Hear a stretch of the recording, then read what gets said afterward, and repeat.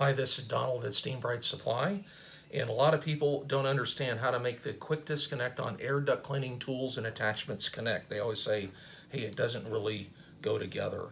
And one of the things that's different about air duct cleaning quick disconnects is they require a push-pull action in order to make them work. So when I insert this, yeah, that went together pretty easy, but if I try to just like pull this back and get it to discharge, it's not going to let me. That's to prevent accidental discharge. As you're moving this tool forward in the air duct, they don't want this thing to accidentally pull back and discharge it.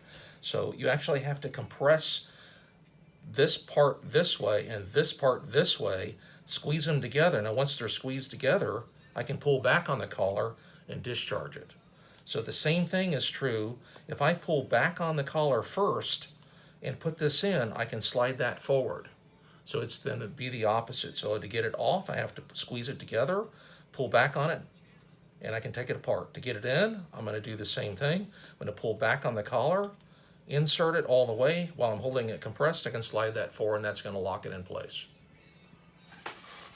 Thank you very much for watching.